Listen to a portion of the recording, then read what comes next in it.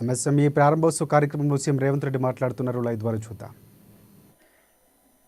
తెలంగాణ సంపద సృష్టిలో భాగస్వాములైన మిత్రులందరికీ కూడా మనస్ఫూర్తిగా అభినందనలు. ఈ కార్యక్రమానికి తెలంగాణ రాష్ట్ర ప్రభుత్వం తరఫున మిమ్మల్ని అందరినీ సాదరంగా ఆహ్వానిస్తున్నాం. ఈరోజు ఈ సమావేశం తెలంగాణ రాష్ట్రం ఏర్పడిన తర్వాత మూడవ ప్రభుత్వంగా కాంగ్రెస్ పార్టీ ఏర్పాటు చేసిన ఈ ప్రభుత్వంలో ప్రభుత్వం యొక్క విధి విధానాలను సూక్ష్మ, చిన్న మరియు మధ్య తరహా పరిశ్రమ యజమానులకు మా యొక్క విధి విధానాలను తెలియజేయడమే కాకుండా తెలంగాణ రాష్ట్రంలో మీరు పెట్టుబడులు పెట్టి ఉద్యోగ ఉపాధి అవకాశాలు కల్పించి తెలంగాణ రాష్ట్ర సంపదను పెంపొందించడానికి అవసరమైన ప్రోత్సాహాన్ని అందించాలనే ఈరోజు మా మంత్రివర్గం ఇక్కడికి వచ్చి మీరు చేసిన సూచనలను తీసుకోవడమే కాకుండా మా విధి విధానాలను కూడా మీ ముందు ప్రస్తావించడం జరిగింది. ప్రధానంగా మీకు అందరికీ తెలుసు, ఈ దేశం పివి నరసింహారావు గారు ప్రధానమంత్రి కాకంటే ముందు క్లోజ్డ్ ఎకానమీ, దేశం యొక్క ఆర్థిక పరిస్థితి దెబ్బతింటున్న సందర్భంలో దేశ ప్రధానమంత్రిగా పివి నరసింహారావు గారు బాధ్యతలు చేపట్టిన తర్వాత ఓపెన్ ఎకానమీకి వారు పునాదులు వేయడం జరిగింది. అప్పటి వరకు ఇండియన్ ఎకానమీ క్లోజ్డ్ ఎకానమీగా ఉన్నప్పుడు అంతర్జాతీయ స్థాయి పెట్టుబడులు కానీ వేగంగా పరిశ్రమల విధానం కానీ రాలేదు. స్వతంత్రం వచ్చిన తర్వాత ఎడ్యుకేషన్ రెవల్యూషన్, అగ్రికల్చర్ రెవల్యూషన్ వచ్చింది, కానీ ఇండస్ట్రియల్ రెవల్యూషన్ని మనం సరైన విధంగా అందిపుచ్చుకోకపోవడం వల్ల పరిశ్రమలను ఏర్పాటు చేయడంలో మన దేశం కొంత వెనుకబడ్డది.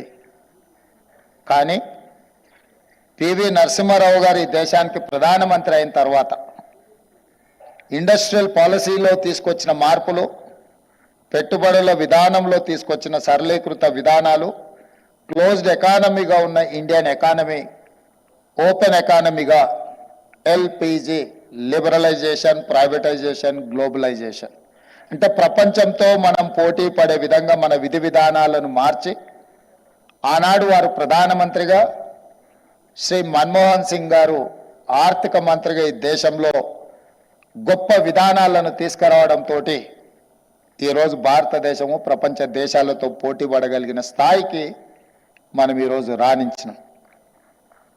ఆ పివి నరసింహారావు గారు మంతని శాసనసభ నియోజకవర్గం నుంచి వారు శాసనసభ్యులుగా పనిచేసి తెలంగాణ రాష్ట్రానికి ముఖ్యమంత్రిగా ప్రాతినిధ్యం వహించారు.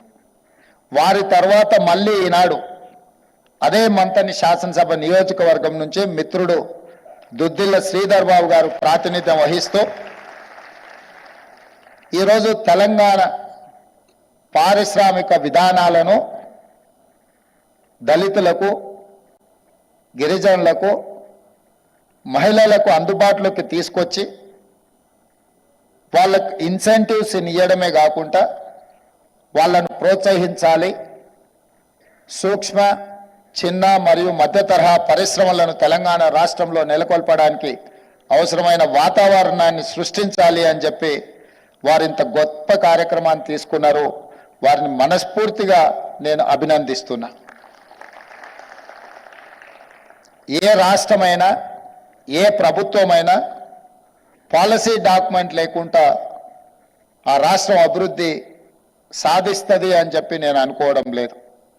అందుకే వారు మొదటి సంవత్సరంలోనే విదేశాలలో తెలంగాణ యొక్క విధి విధానాలను వివరించి పారిశ్రామికవేత్తలను ఆకర్షించడమే కాకుండా మన రాష్ట్రంలో ఉన్న సూక్ష్మ, చిన్న, మధ్య తరహా పరిశ్రమలను కూడా ప్రోత్సహించడానికి ఈరోజు ఒక పాలసీ డాక్యుమెంట్ తీసుకొచ్చి మీ ముందు పెట్టి మీ అందరికీ రాష్ట్ర ప్రభుత్వం అండగా నిలబడుతుంది.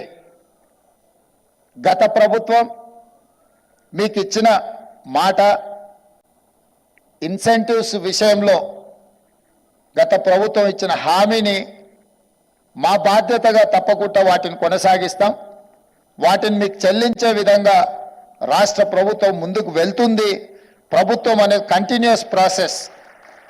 Government is continuous process. Political executives మారుతుండొచ్చు, కానీ ప్రభుత్వ విధానాలను కొనసాగించినప్పుడే రాష్ట్రం అభివృద్ధి చెందుతుందన్న విషయాన్ని మేము స్పష్టంగా విశ్వసిస్తున్నాం, నమ్ముతున్నాం.